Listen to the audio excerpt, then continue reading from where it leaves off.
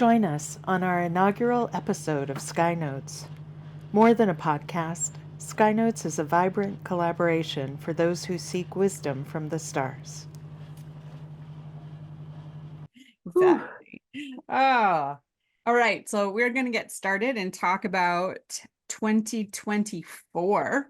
Actually, just the very little tiny beginning, because I think that there are events happening in 2024 that deserve entire conversations on their own. Yeah.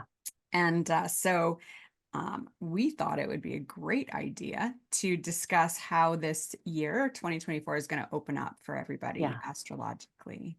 Yeah. And also what's happening, like the prequel too, like we're having a lot of previews, I feel like, throughout January, throughout the year leading into this Pluto and Aquarius time, it's really interesting. A little scary to me, being like sometimes a negative Nelly a little bit. No, there's no need to cast yourself like that. We're talking about the god of the underworld symbolized through this icy planet, I know, but I listen to astrologers that are just so positive, and I'm like, it's just not me. Sorry, guys. Right. Yeah. And so the fact that we are getting so many aspects between the planets, the centaurs, the nodes, it just magnifies the magnitude of what's coming. Don't you feel that too? Totally. And, if I may, I think I've got my little quote from Melanie that I wanted to try out. Cool. And it's, it's going to sound random until we talk about the nodes, but this is from her book, Incarnation, the four angles. Cool. Isn't that nice? That's, I mean, a new cover, everything. Beautiful. So to quote from page 140, do you see the Libra Aries symbolism? In this sense, the North feels like where we are going. With the qualifications I mentioned, the North Node does indeed show where we are meant to go beyond our own past. The imbalance would mean thinking the purpose of life is only about this, or lacking discrimination as I described. Then you fall foul of the lunar realm and find yourself fighting dangerous dragons for a living. The North Node is where we break new ground. There, we may have to engage with something for which we do not feel naturally very well equipped. It takes effort, work, and applications of intention and will. North Node activity does not just come automatically. Even if you have favorable aspects to your nodes, it's where you are plowing new ground or at your own leading edge, to mix metaphors. So that was from one of her workshops, but I thought it was a nice way to kind of get us started, because the nodes play such a role through this year, which is not typical. Right. Not to this extent, for sure. Right. Yeah. And the other thing too, is that, beyond the evolutionary astrology take of the nodes, I also think it's important to remember a more traditional definition or, attribute, is that idea of excess with the nodes, Yeah. And so, and that I love the idea, and to me, this is why eclipses can be so scary, I guess, is that we don't get control when things are involving the nodes, right? Yes. And so that they're unpredictable, and they are on the North Node, you're going to get too much of something, that you don't have any control over, right? Yeah. Absolutely. And, you and I have talked about this before. My background is evolutionary astrology. And then, conversations with traditional astrologers and some medieval astrology. But that kind of puts us in a different strengths, because your focus is traditional, yeah? Or clarify for me. I'm just an astrologer. I'm probably more of a I like this new word that I'm hearing, this contemporary astrologer, where there's this blend, of, modern astrology and traditional astrology. And I think I trained as what people would consider a modern astrologer. Okay. The gaps that I filled in there came from traditional astrology. Mostly when we talk about rulership, like I really feel you you can't ignore the traditional rulers of I the agree. signs. Yeah.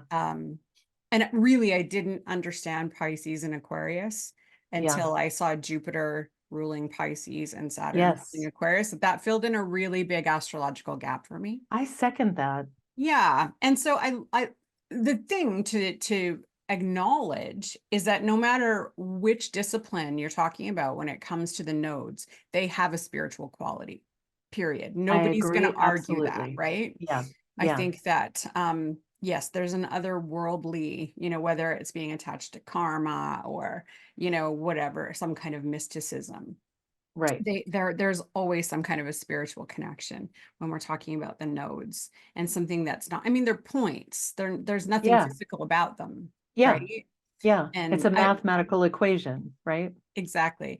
And I love, like, when I think back, and when all of these things were coming about, espousing meaning onto things back before Yes. we had any technology at all. And just the thought of being somebody living without electricity, and all of a sudden Yeah. the lights that guide you are out for a moment. Yeah. And so you can kind of see how over time there would be a lot of energy given Yes. to those moments, right? And to A those hundred percent. spots in space. Yeah. Yeah, there's Yeah. a A lot hundred of percent. power that I can see being. I think I saw or have a Karen Homecker Zondag. Does that Love sound her. right? One of her lectures where she just really effectively described living under the sky, not necessarily sleeping indoors, and how, like you said, without technology, the sky is showing you everything it is, and showing you stories. And obviously we have myths to align with those, and like you said, we espouse meanings. But when I heard her say that, similar to what you said about the traditional versus modern versus contemporary, etc., I always think about that kind of thing, that we used to be out in the air. And I'm getting to a point here. The nodes, you and I have talked about the nodes before. As an evolutionary astrologer, I'm like, the South Node has all of my past, and that's going to keep showing up, and it may show up as wounds. And it's where I over rely on my instinct for me. On the North Node, it's something I'm trying to get to, and it's so far away that it's a journey, and you have to be strategic, and when planets transited, it's activated. And I don't mean to diminish the value of that, or cast it in a certain light. It's just extraordinary to me that in traditional, it's almost the opposite. Right? There's an excess, there's an intrusion from the North Node versus the South Node in evolutionary astrology. And what is the South Node in So the South modern? Node is where things escape. Like it's Right, almost like an drained. They get outpouring of drained. energy, right? Yeah, yeah, yeah, yeah. Yeah. Yeah, Yeah, very different beliefs. absolutely. And Fascinating. I mean, it's really fascinating to watch if you study medical astrology and Yeah. the transits, the health transits that come up when we're talking about the North Node and the South Node.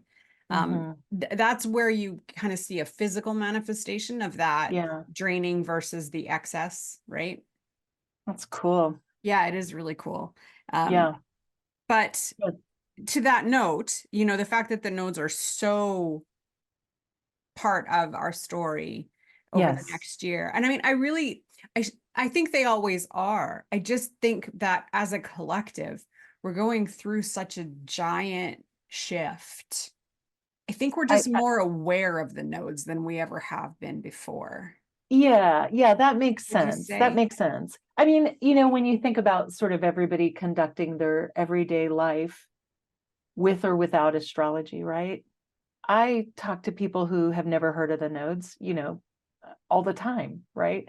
Yeah. And the level of work that you have to do to kind of get to the nodes when you're interested in astrology, I would say it's like, this is completely arbitrary.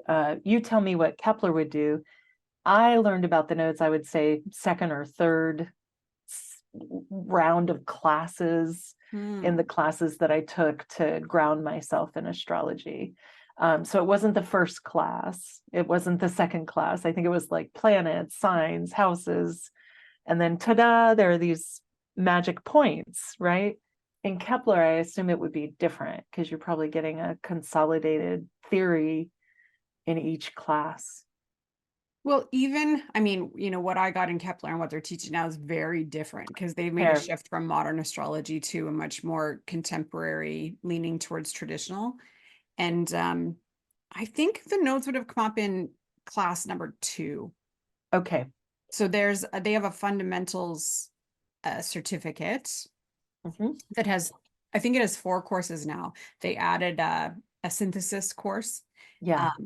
But yeah, I believe it was in the second course that we talked about level 2. And in my own teaching, Yeah. level 2 is where I bring the nodes in, not in the first And I round. only bring that up to say, like, you can get through a lot of astrology and not run into the nodes. And we could go through a lot of transit info and not necessarily bring up the nodes unless we're talking about an eclipse. But in this case, we're going to be talking about the nodes Yeah, all that's year. right.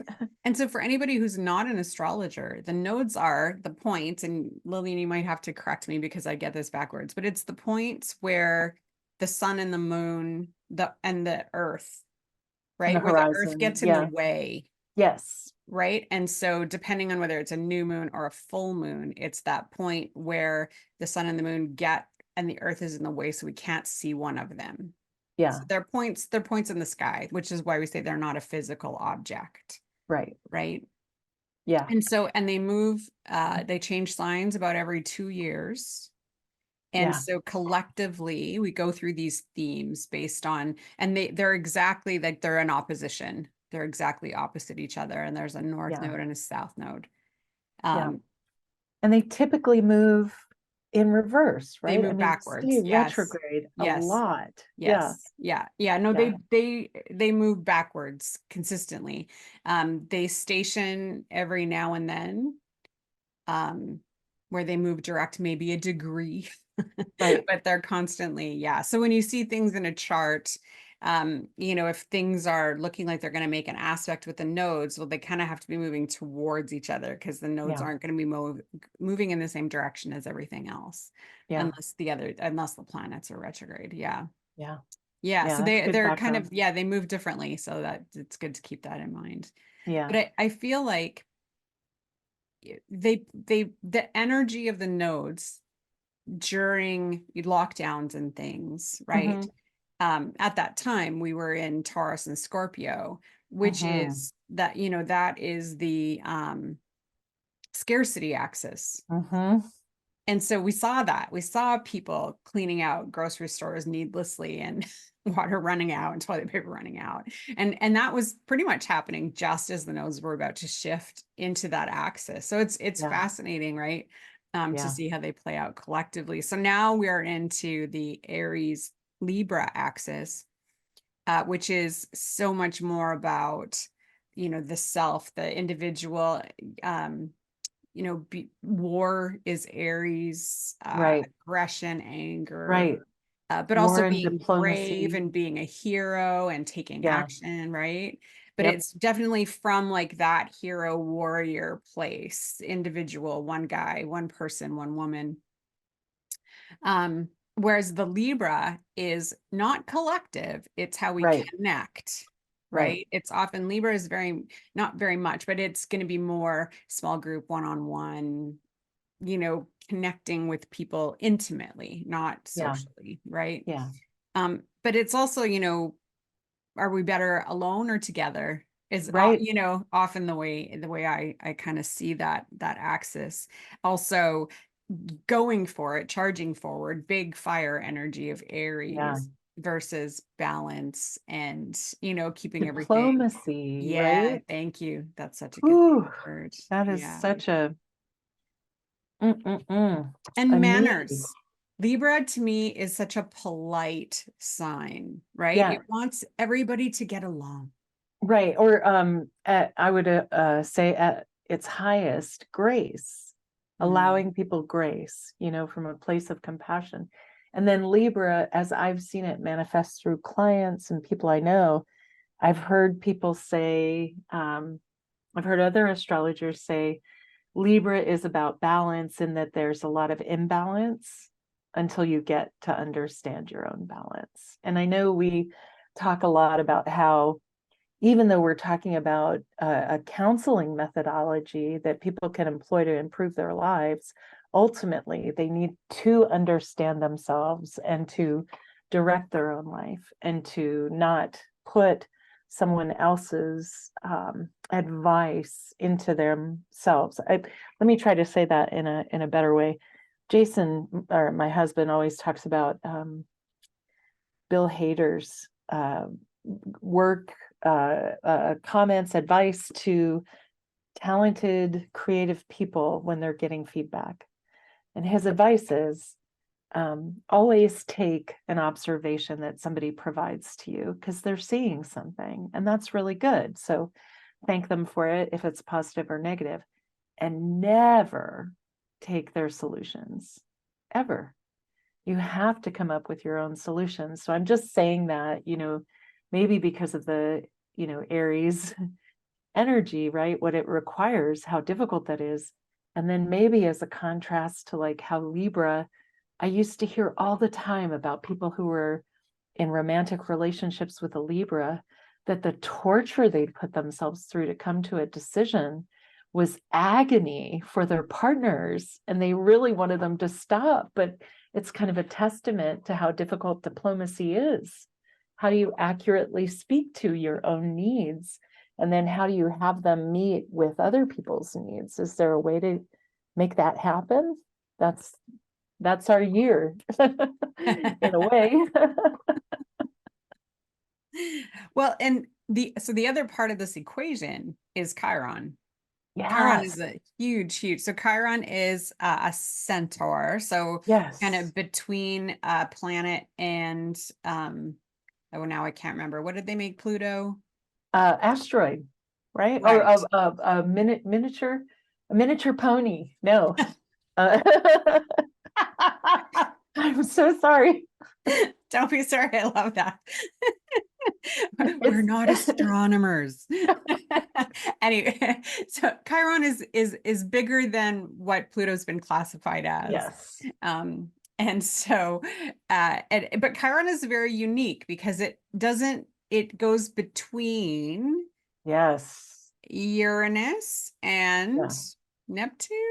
Yeah, I think so. I I think so. usually know this off by heart, but it's just left my brain. Whatever we don't get to in this one, y'all, just be ready, because we're going to come back with the data. But And here's what I wanted to share from oh, this Chiron book from Melanie Reinhardt, because yeah, I I've got love all the that books. book. It's not what you're asking about, but I'll find that. Okay. Chiron is the Saturn-Uranus link, Saturn. right? And then there's it was frequently used as a key in early literature after Chiron's discovery. If we think about that, Chiron is the key to Uranus. And so we're going to be, I know we're going to be talking about Uranus. So I just wanted to dip that in there. So, well, that's why it's called the bridge. Because, yes. right. Yeah. Okay. It's all, sorry, menopause. Here we go. Everybody. Here we go. It's coming back. So it goes between being orbiting around Saturn, and then it touches into Uranus's orbit. Yes. And so it has been referred to as a bridge because of this.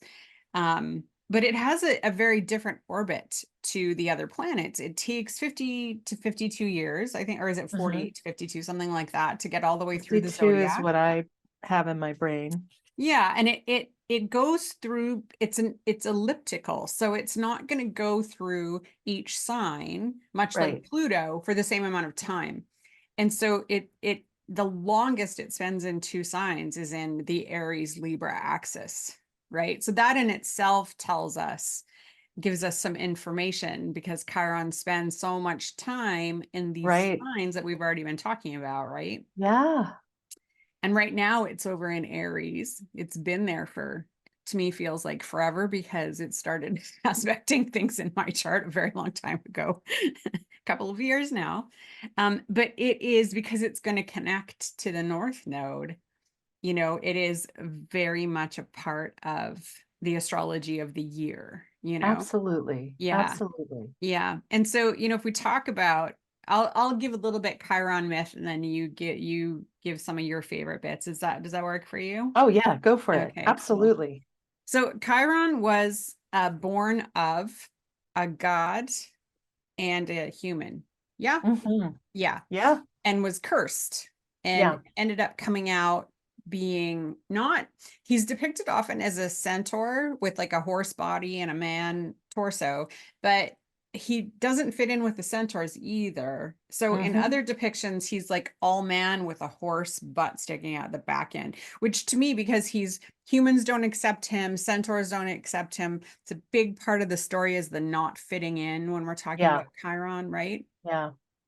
And so he's taken in by Oh, somebody. God. Is it Yeah, Apollo? Who? yeah, that sounds maybe right. And he's taught alchemy, and so he's the healer because he learns all of the healing modalities and is Right. extremely gifted as a Yes. healer, right? Yes. But he himself becomes injured by a Yes. poison arrow, and there's a few other poison things it could be because there's many, versions of the myth. And he can't heal himself. Right.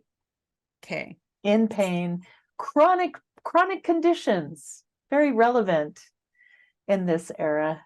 Absolutely. Yeah, Yeah. because we see more and more and more of this, don't we? Well, this is part of extending people's lives or developing greater medical technology.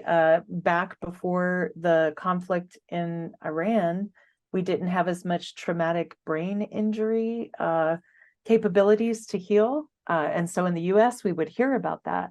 But if you have a traumatic brain injury and you've survived it, there may be, marks. There may be significant changes to how your life is led. And to me, that is kind of that quality, also of not belonging, right? In general, I find people don't really think of themselves as temporarily able-bodied. Quite the converse. They think of themselves as like, strong and mighty. And then those of us, and I'll include myself, who are chronically ill, are sort of like, it's just going to, that could, you should enjoy that. That may not, has a different character, I would say. Yeah. Yeah. Yeah, But he does eventually die. He's also, that's the other thing. He is immortal. right. So he has to live with this chronic pain Yeah, till the end of time. And he keeps begging for a way out. And he finally strikes a deal with yeah.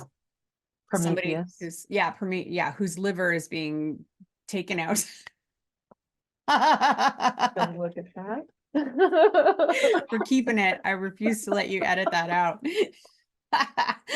uh, he is getting his liver plucked out every single That's right. day. And so they Yeah, trade, and Chiron is able to die.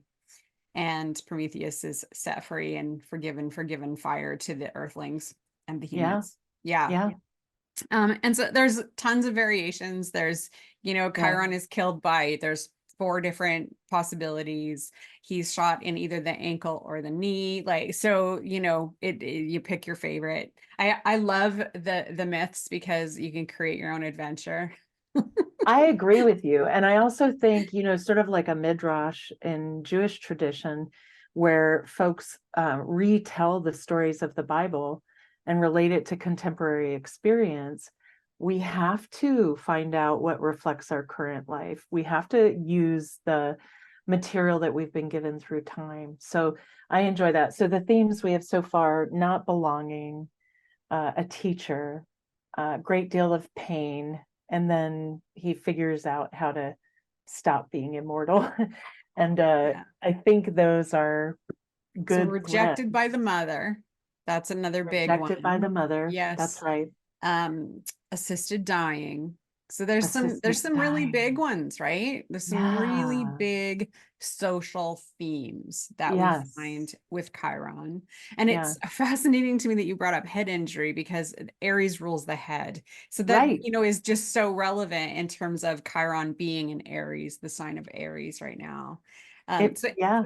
anybody in their mid or their 50s generally, is going through what we call a return when something comes back to its place in your natal chart, is having this Chiron return.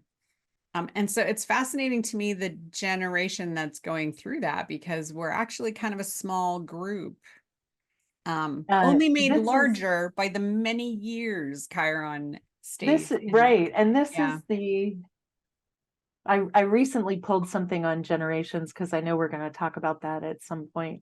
And I love your, not to get into it, but I love your observation about how it's not Pluto based, which is what I wanted.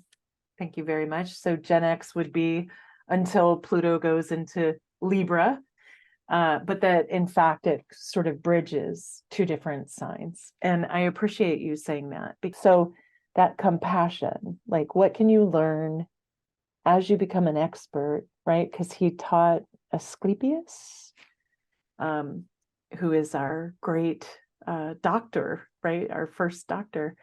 And Except for Chiron was actually the first doctor, right? yeah, I mean, they're all learning from each other, right? That's the big That's secret of fair. the That's world. that's fair. Yeah, that's fair. Yeah. But yeah, I think that that note is a interesting one, because I know when I first heard about Chiron, it was like self-wounding. How do you hurt yourself over and over again? And I don't know that it is that, it can be. I remember going into high school, I had been teased a lot in elementary school. I went into high school, like terrified, like I was going to get teased a lot.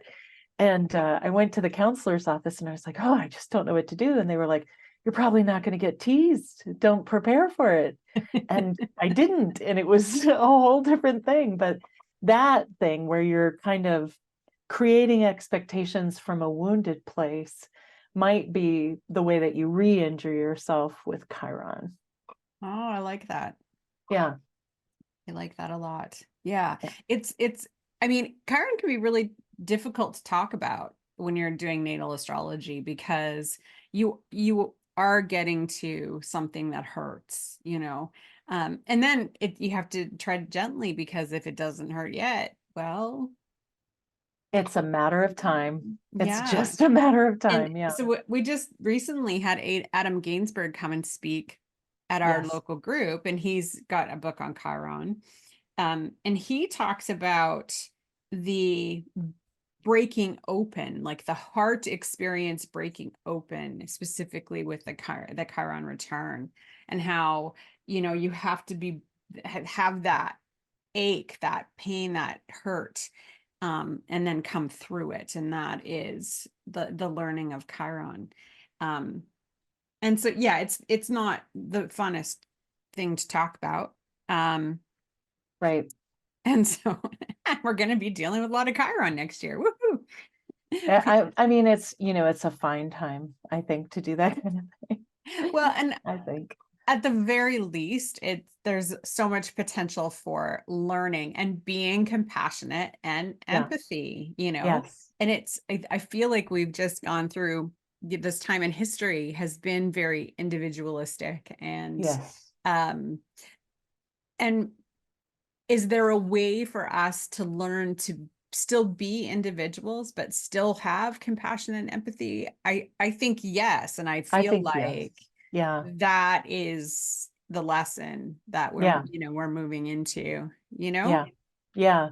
Yeah. I think too, I think in our last podcast, you said something about and I don't want to touch into it too much, but I want to use this to kind of propel us forward a hair.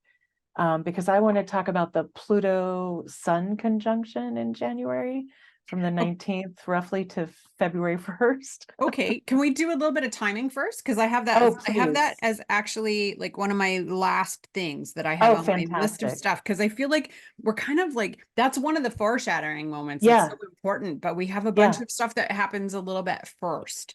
Yeah. Help Um, me out there. yeah, so like first of all, and I think I said this before, this year coming in, it's interesting that um there's going to be a real freshness about it, because we Mhm. have Jupiter going direct finally on its stations on the December 31st. So, Nice. and it's been retrograde since around September 4th. So we've had um, what feels like a really long stretch of Jupiter retrograde. And so, Mhm. the point of it is to, reassess your ideals, and are the things that you've committed energy to, does that still match up with what you want from your life? So Right. the whole reason why we slow down is so that we can examine these things, and so on and so forth. Right. And also they can look back to what was going on around September 4th for a hint. If the audience folks want to check out, go look at your journal and see what was going on in September, beginning of September, and expect some of that to come back at the beginning of the year. Yeah, well, and I find too sometimes, like, maybe opportunities that popped up before the retrograde happened and got delayed. Yeah. You might get to revisit that once it goes Yeah. direct, or things that didn't quite pan out during the last 4 months might finally kind of show themselves and move forward. What it does, I mean, energetically, what it always feels like to me is that the foot is off the brake finally, Yeah. and not, that's not necessarily good or bad. I mean, the slowdown is nice because you can take your time and do what you need to get done. Because once January hits and things start moving forward, it'll come quickly. Yes.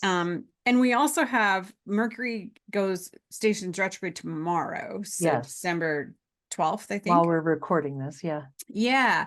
And so it will actually station direct on January 1st. So we have that big shift happening right around the New Year's and the beginning of the year. And so that in itself is a bit unique. We don't generally have that every year where the new Right. year feels new in that Right. same way, right? Right. And then oh, and actually the other thing that's going to feel a bit different about this is we only have Uranus retrograde, and it's at the end of its retrograde. So, and by the middle of January, we don't have anything retrograde anymore. So Which has been a that while, right? yes. Yeah. And so when that happens, things move very quickly. Like when we have all the planets moving in a forward direction, life moves quickly. And so Yes. just, keep that in mind, because we were slowed down for this last Yes. part of the year, and that we're Yeah. not going to have that luxury anymore once the middle of January hits. So that's something to keep in mind for sure. And then January 10th, 11th is when we get the Capricorn new moon. And so, Yes. if you're going to set intentions, I always say wait for the first new moon to set your, the things that you want for the year, Yeah. because it's gives you a little bit more bang for your buck in terms of But setting I intentions. would argue that it would be cool to do it on the first of the year as a draft Oh, and then absolutely. let that puppy simmer, because you don't know Yeah. what you get from that fresh Jupiter direct Yeah. energy. Yeah, that's true. That's true. That's a really good point for sure. Now, what's really interesting about the new moon, in with reference to what we've already been talking about, is it Mhm. happens exactly square the nodes. Like we Right. have a partile. So when I say partile, that means they're in the same degree, and it's exactly square. So that to me is the first real foreshadowing Mhm. of what's to come when the eclipses are here in April. So interesting. Now, Mm-hmm. in evolutionary astrology, there's I will mention this other part, although I don't know where to put it, and I'm going to mention it comically, but I don't disparage it. There's a notion that your soul manifests as your south node. That's like the car you drive in to kind of share the world. And I'm saying that because the evolutionary astrology idea around the square to the nodes is that you turn to the right, I think, and whatever planets like you get on the Stand on the squaring point, yes, and whatever's to the right, is where you're going, is what you can leverage to move toward. have a good outcome. Yes. Yeah. Yes. And that square with the node, whether it's the moon or any other planet, it's called a skipped step. So you can be an expert, but you have one missing piece, and this configuration will illuminate the missing piece and you can fix it.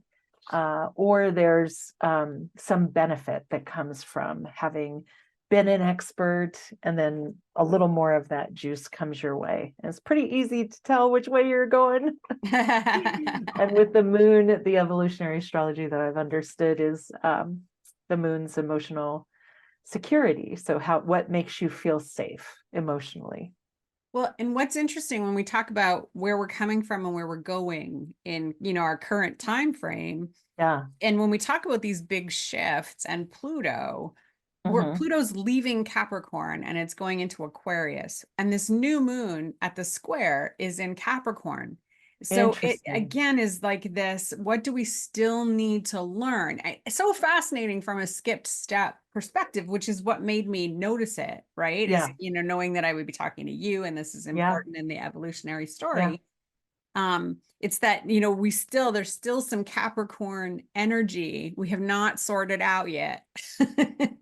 There really is. And like at this point, I just want to send all my Capricorn, planeted individuals some love, because that is a heavy place, right? Like I know some Capricorns, I think of a girlfriend of mine, our love language is sending little gifties to each other. And there's just something, oh, in fact, here's a little gifty, a little hummingbird gifty Aw. for my ear. And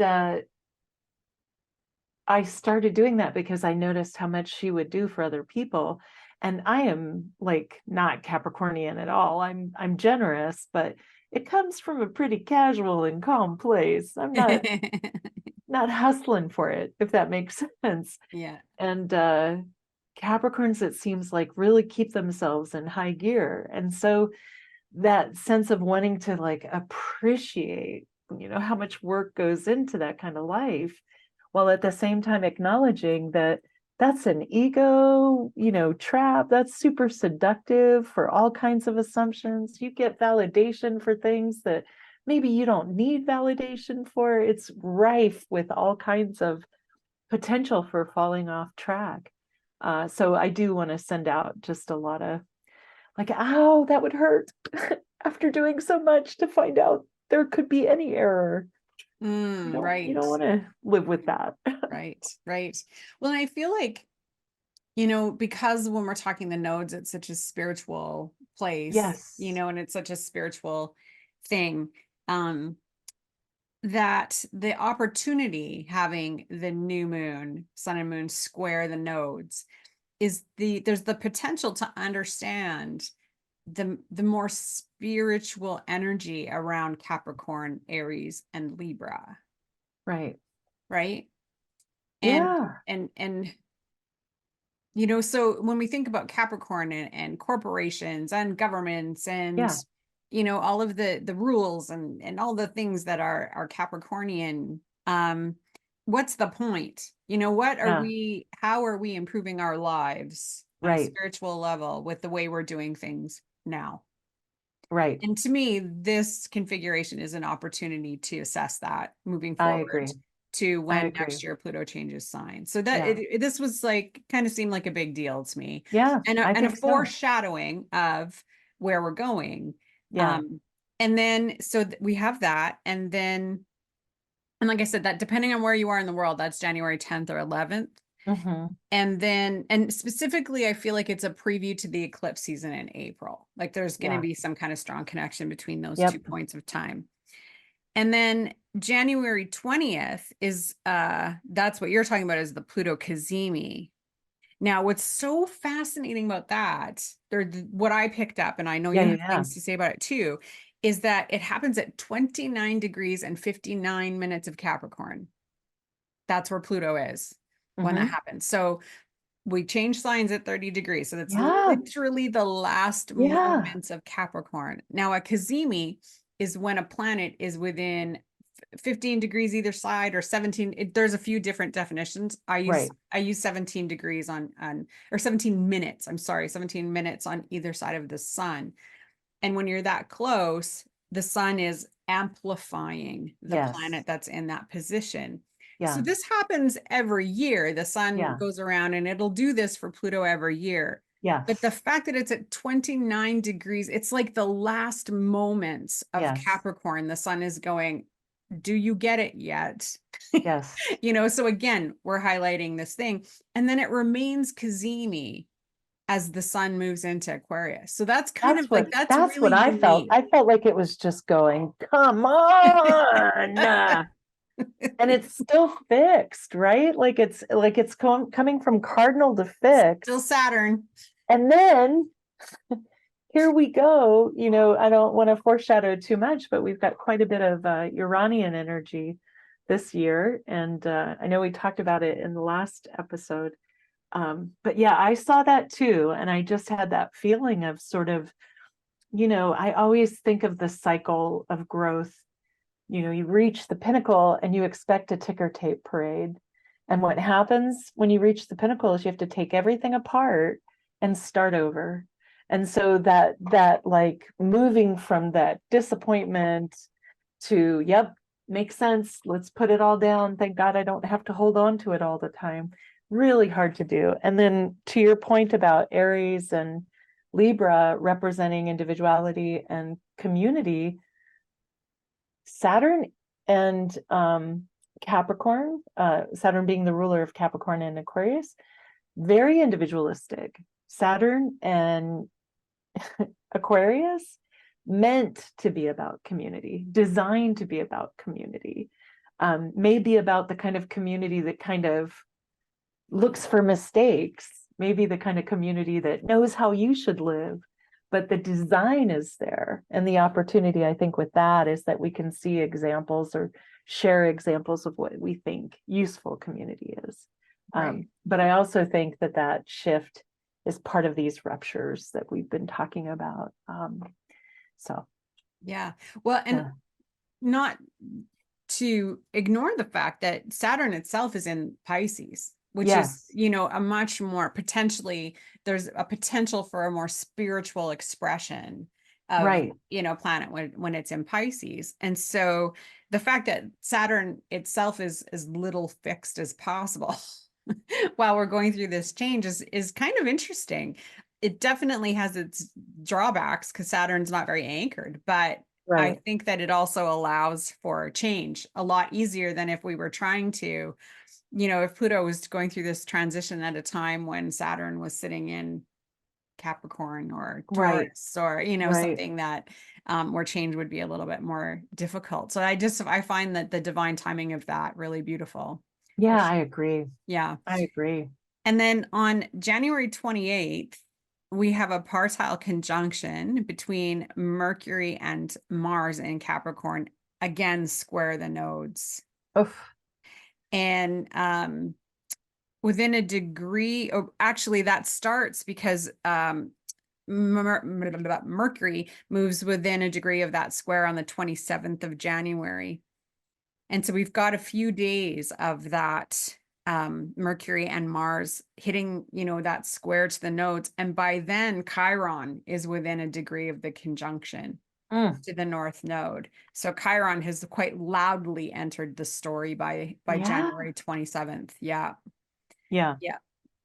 And I wanted to share, if I may just interrupt briefly. Yeah. No. The sun remains conjunct Pluto roughly until February 1st. So even though that partile has moved off, there's still that, like, according to one of the methodologies that I study, it's like a 10-degree, right? The sun is putting out a lot of energy. And so you're going to get snagged in there. And I think that's relevant because it becomes part of that shift into Aquarius and kind of being dragged along. So it's in that conjunction framework that this Mercury-Mars piece happens. Yeah. But it's almost like, I don't know, Alison, I just had this flash of, you've got the planets doing their thing on stage. They're doing a little soft shoe. And when the sun comes along, all of a sudden you can't see anything but the sun, right? Exactly. It's just the sun. And then all of a sudden there's a moment where that planet gets within the degrees and the sun goes here. Yeah. It's your turn. I get that. Yeah. Until the sun keeps going and you can't see anything else anymore. Yeah. Yeah. I love it. Yeah. That's the sun good. is kind of an asshole in my imagery, I have to admit. Sorry about that. I don't know. I don't know. I think there's a time and place for that kind of good times. Yeah, absolutely. And then we get into, as the sun, as you said, is still, within orb of that Pluto conjunction. February 5th, Yeah. Venus begins a square to Chiron and the nodes.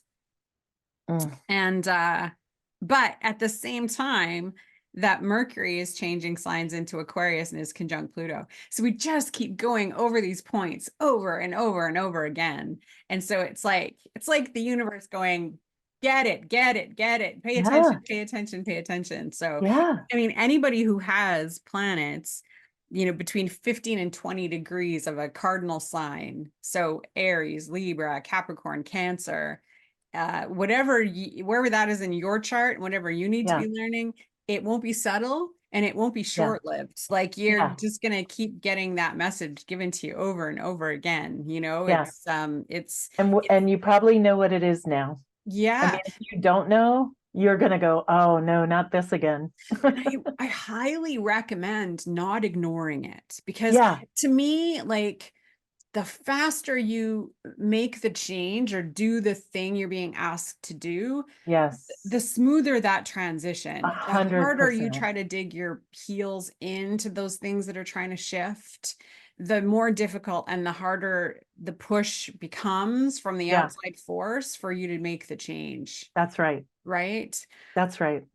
And so, and also anybody who has stuff at the, very early degrees of fixed signs is also getting over and Yes. over, right? Yeah. So if you've Yeah. got Taurus at with 0 Scorpio, degrees, Leo, Aquarius. Scorpio, Leo, Yeah. Aquarius, yeah.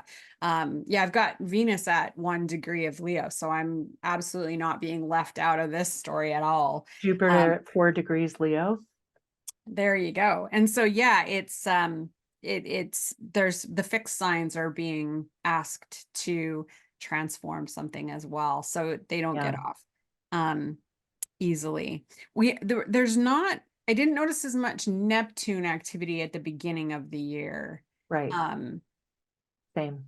yeah, there's lots of Neptune story to talk about as we move later into the year for sure. Yeah. Um And then, yeah, by February 8th, Chiron is solidly within that degree to the North Node. And the Chiron North Node story continues through the first quarter of the year for sure. Yeah. And, so Yeah. what do we need to learn collectively about how we hurt each other, how we can take care of each other better, Yeah. how you can be an individual and still care and still nurture and still, Yeah. empathize. Yeah. Um, what is compassion? I feel like Yeah. is a Chiron That's story as cool. well, right? Right. And especially like when you think about, we're hearing a lot about um assisted dying and compassionate, that can, Yes. from a compassionate point of view, when is it compassionate, when it's not? I feel like we're going to hear a lot more about that. That is I think so definitely going to too. be a very big conversation this year, I Yeah. feel. Yeah. Or um misdirected compassion or Absolutely. pity masking as compassion. Big Yeah, one. Yeah. absolutely. And I feel like ableism and Yes. a lot of stuff around that, I feel, is going to be important this year, with Chiron being Yeah. such a large part of our conversation Yeah. collectively. Yeah. Yeah, Yeah. absolutely. So some Yeah. really big topics. Yeah. And I don't know that it's kind of been, the stage has been set for how oh gosh, how flexible we're going to need to be. I know that we kind of talked about it because we were framing in the last podcast what has happened in the last couple of years. And so um, there's been a sense of like stuckness and kind of, I think there was a few years where people were saying, is it still 2020? Or it's like, the second March of 2020. And that is not going to be happening anymore. You've got the speed of the planets.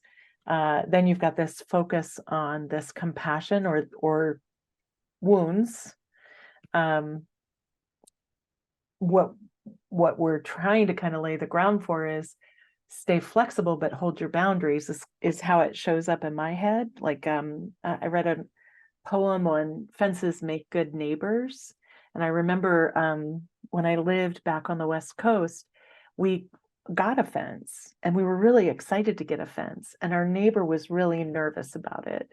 And I was like, come over more, and then you'll see that the fence isn't to keep you out.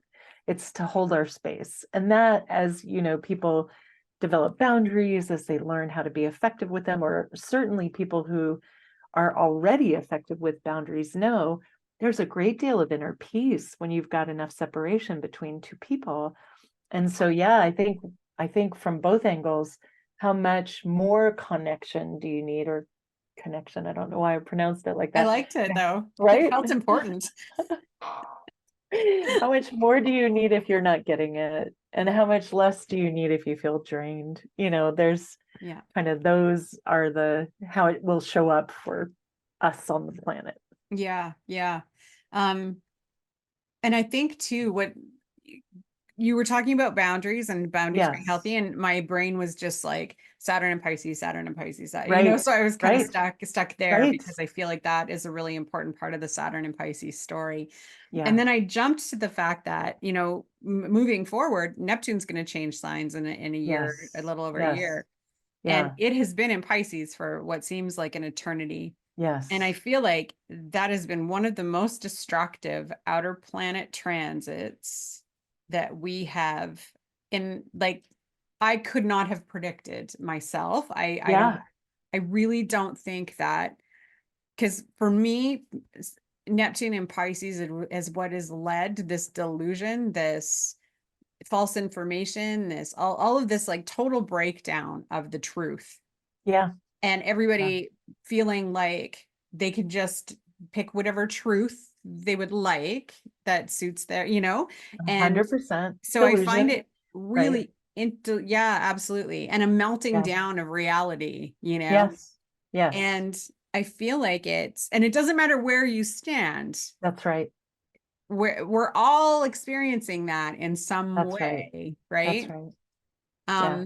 But it's interesting to me when you take yourself out of it and you look at Neptune is going to change signs into Yeah. Aries. But Yeah. Saturn's in Pisces going, Yeah.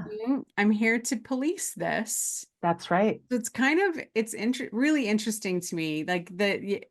It's really hard to think that there isn't some kind of cosmic design, when Oh you my see how this gosh. stuff lays itself out. It's just Yeah. so I heard fascinating. somebody say that the best way to put it, and I, don't advocate finding the best way, because that will happen recurrent throughout your life and it'll all be different and you'll regret it. But the great mystery, right? Yeah, We don't have to choose a God. It's the great mystery. that's right. I love that sense of attuning with the world. I love that sense of, being open to things coming and being easier or more graceful. And I have found that leveraging these metaphorical relationships gives me enough perspective that I can achieve that. And that was true when I worked at Microsoft, and it's true when I do anything. So I appreciate that from this, made up pretend fun times idea. Yeah. Well, and I think that we can't really end this conversation. I think that we avoid often astrologers can be polite and they avoid certain conversations. And Sure. we are going to be faced with the Aries Libra axis. We are going to be faced with how we treat other people in war, Yeah. right? And we are already very successfully ignoring what's happening in other parts of the world and Yeah. pretending, some people are Yeah. pretending it's okay. Yeah. And I think that is going to be a very, very big part of the story this year of, I've been really shocked. And if I can pinpoint something, just to kind of put the plate out, in the Palestinian-Israeli war, the Irish have come down on the side of the Palestinians, and Black folks in America who are speaking up, because we don't know everyone's mind and thoughts. There are so many correlations that they're pointing out, and it's very different. And so I'm just sharing that, not as a advocacy thing. I don't think anyone is superior, and personally, I wish we could find ways to live more kindly amongst each other. But I'm just pointing out that the most invaded country in the world, right? Ireland. And folks who are kidnapped from their homelands, who their ancestors were, who live in America, see a different way to look. If you had told me anyone would side with Palestinians versus Israelis, I would not have thought that was possible. And yet right now we kind of are forced to see all of the different angles. So. Well, yeah, absolutely. And that's a really good point. And it puts a different perspective on one of the things that I have noticed, all through from, the beginning of COVID and even before, this insistence on politicizing things that aren't political. Yeah. Right. And, like, to me, part of that is like, so if we talk about politics, it tends to fall within the Capricorn, Aquarius, area I would of agree. the 12 signs, right? Yeah. And it's like, especially, I'm going to say hippie astrologers. Sure. And hopefully nobody don't take that person. That's just I love hippies. Yeah, We'll put it that absolutely. way. I feel like I wished I would have been born at that time for sure. I Right. mean, lived in that time instead of being born in that time. An accident. Yeah. Yeah, Accident of birth. Yeah. But anyways, I feel like there was a lot of talk about the switch from Capricorn to Aquarius was going to be some kind of utopian BS. Sorry, because it just is not going that way. It's just, it's clearly not. We're too late for that. Yeah, way beyond that. And it's almost as if with everything that has gone on through, world events and illness and everything, everything that's wrong with Capricorn and Pluto is being forced into everybody's face. Yeah, feels like that. Feels right? like that. And it's like a lot of things aren't political. Yeah. They just are. Yeah. And so saying that genocide is bad. Right. does not mean I'm on anybody's side. Right. Right. That's right. Right. That's right. Yeah. Saying that wearing a mask protects you against illness does not put you in a political party. That's right. You know what I'm saying? And so it's Absolutely. like, I feel like this is the thing that's just going to get louder and louder and louder. And the thing that hopefully people realize the difference between politics and personal values, personal beliefs. So many things that aren't in that family. What was the other one? The CEO of multiple oil companies saying climate, there's no evidence that climate catastrophe is due to fossil fuels. There is just this really interesting thing. And with that, seeing things, we're also seeing just almost like the door behind my scarf of why we believe these things in the first place. 5 years ago, I thought I wasn't racist. And, I did not think openly Nazi behaving people would be all over TV or and normalized. Legislating. Celebrated and normalized. I didn't think that. And we're describing these things from our own place, but the truth is we're just describing this breach. Here's this thing that's so difficult that we get on either side of it. And so trying to figure out how to work through it becomes really difficult the more we sort of get stuck in our positions. So it's been a really interesting bunch of years, and what's past is prologue. There will be shifting this year, no question whatsoever. And then I'll just say, when we talk about the upcoming conjunction of Uranus and Taurus and Jupiter and Taurus, we'll have a lot more to say about that. Yes. Yeah. The fixed signs are going to have a fun year with Jupiter now going back through those degrees in Taurus. And I say sign kind of facetiously. It's going to be an eventful year, And now if you're an all cardinal person, that's not a swear word. If you're Right. mutable, that's not a swear word. Right. But when I'm you've got going to lots of say if fixed you're signs, fixed right now, if you haven't resisted the requirements of change that have been presented to you, you're going to see it as fun. yeah, It's going yeah. to feel better. Yeah, absolutely. Well, in the end, it will, the Yeah, faster you let it happen, I think Um, so. yeah. I feel like all, it doesn't matter. We're all in a place of learning to shift our perspective, Yes, I think so period. too. It doesn't matter who you are, where you fall within the zodiac, it doesn't matter. We are Doesn't all matter. in some way learning to acknowledge other people's perspectives and I Yep. don't know. It's an interesting time in history It for sure. is. And I feel so blessed to and I don't use that word often at all, but the astrology gives me the ability to become much more observant and more detached and see it from a different perspective instead of, Absolutely.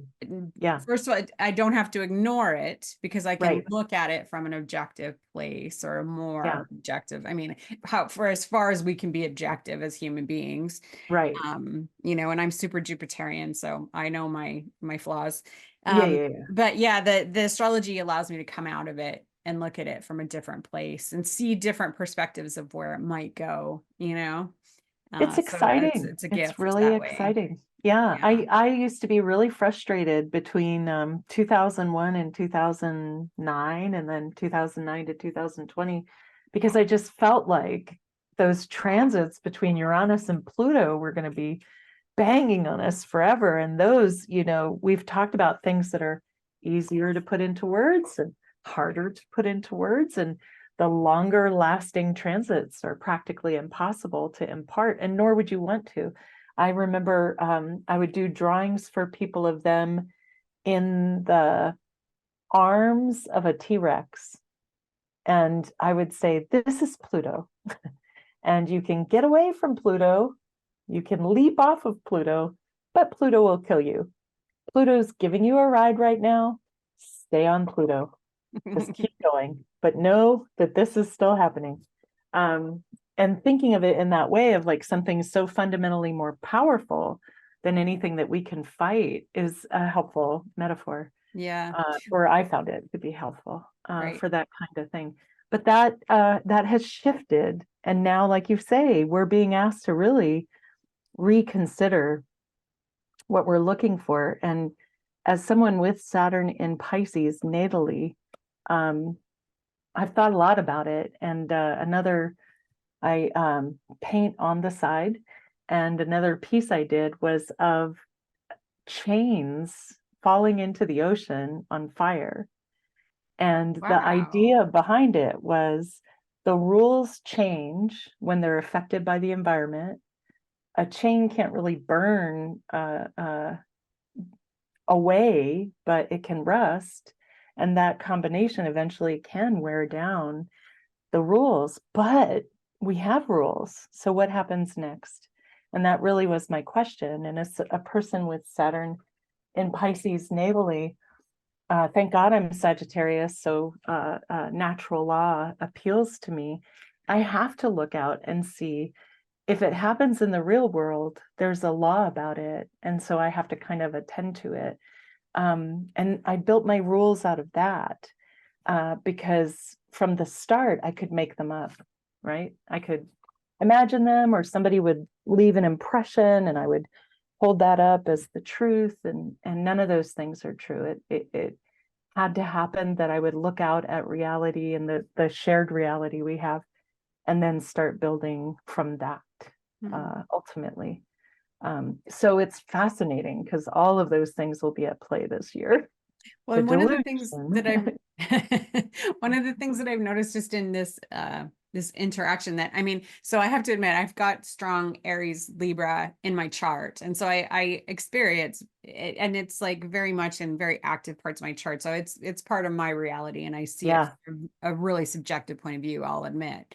And one of the things I've been learning over the past, really intensely over the past 5 years, has been the people pleasing aspect of Libra, and how ingrained that can be, and how fundamental that can be, and how toxic it can be. And so as a society, I feel like that Libra energy is part of our problem in trying, and even in our conversation, trying not to piss people off. Yeah.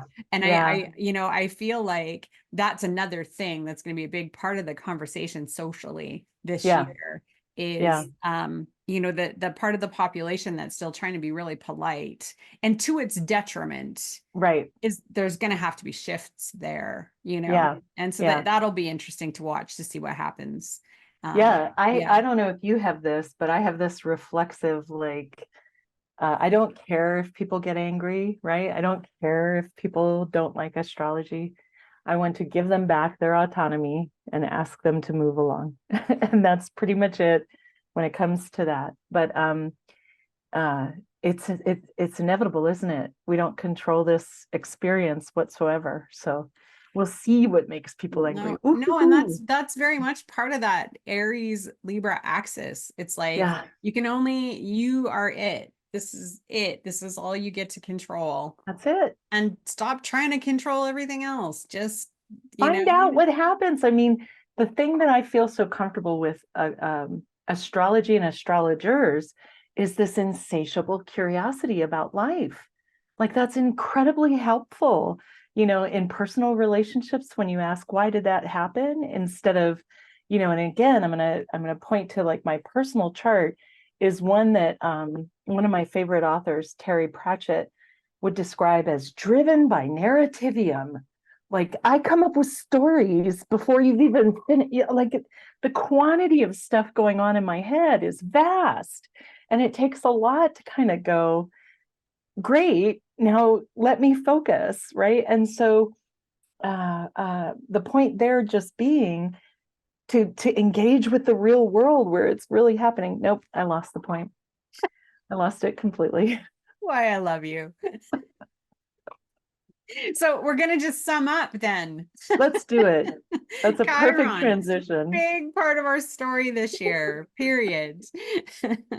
And so wounding and compassion and empathy, healing, all of those things But the good point is when you're watching this, when we put it out, you will have just had a lovely moon in Cancer and you will feel the juice of the Jupiter. And if you don't feel it, keep an eye out for it. And don't try to put on the brakes, because life is going to move fast. So step into the flow as much as you can. And yes, yeah. Before everything starts moving really quickly, decide which direction you're going in, and life will be smoother, I feel. I love that. Yeah, it's going to be a year for sure. I'm excited. I'm excited. Let's talk about it the whole year long. We'll be back. I love it. All right. Thanks for listening. Take care. Yep. We'll see you next time. Bye. Bye.